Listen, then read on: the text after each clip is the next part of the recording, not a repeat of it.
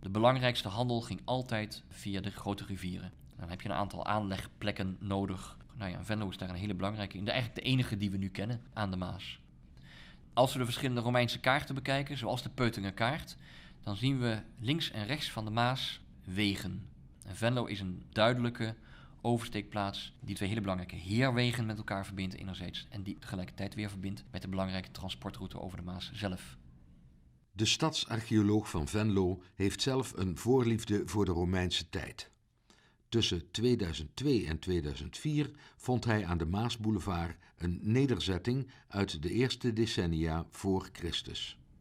Waarschijnlijk hebben er toen een flink aantal militairen aan de Maasboulevard gezeten, mogelijk in een klein fortje. En daarvan hebben we een aantal vondsten gedaan. Een van die vondsten is een bronzen wangklep. Die dateert uit de tijd van keizer Augustus, dus 27 voor Christus tot 14 na Christus. We hebben spelden gevonden, kledingspelden die typisch door militairen gebruikt zijn. Er zijn bronzen plaatjes gevonden van paardentuig. Dus er was hier een militaire gemeenschap die hier de boel in de gaten moest houden in Venlo en die in een latere tijd is weggetrokken. Wat we nou gevonden hebben van die Romeinse nederzetting, dat zijn de sporen, de afdrukken van huizen. Die vroegste huizen die waren gebouwd van hout. Die houten balken die laten verkleuringen achter in de ondergrond en die hebben we teruggevonden. En daar vinden we dus eigenlijk allemaal rijtjeshuizen naast elkaar. Tussen de voorkanten van die rijtjeshuizen zat natuurlijk een straat. Van die straat hebben we niks teruggevonden, maar we hebben wel aan de overkant, aan de Blerikse kant, die straat wel teruggevonden. En als we de straat aan de Venlose kant en de Blerikse kant met elkaar verbinden, hebben we een loodrechte lijn over de Maas. Nou weten we niet precies wat er dan over de Maas geweest is. Dat kan een brug geweest zijn. Het kan ook zijn dat er een veer in Venlo was en dat je dus kan oversteken en de weg verder vervolgen in westelijke richting. Daar waar Romeinse soldaten zich vestigen zich ook handelaren. Daar vestigen zich ook de herbergiers, ambachtslieden.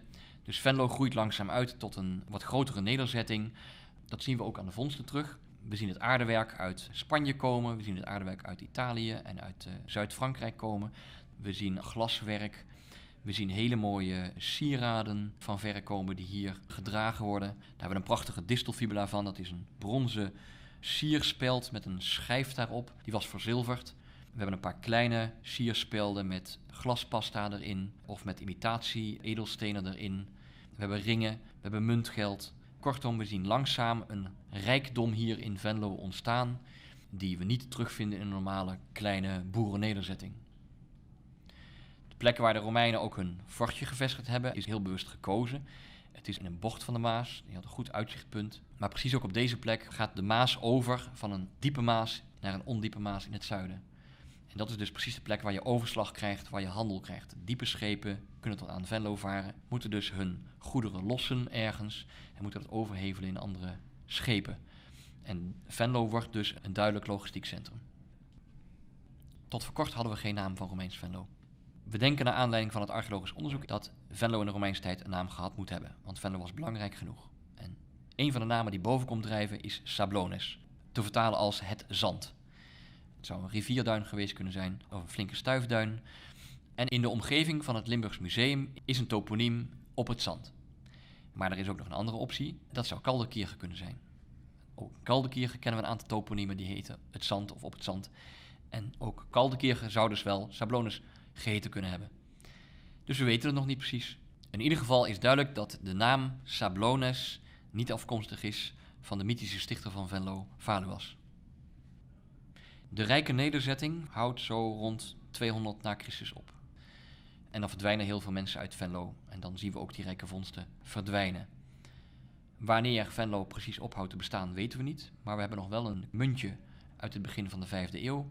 En dat is min of meer het laatste voorwerp uit die Romeinse tijd, voordat Venlo in de duisternis van de middeleeuwen verdwijnt.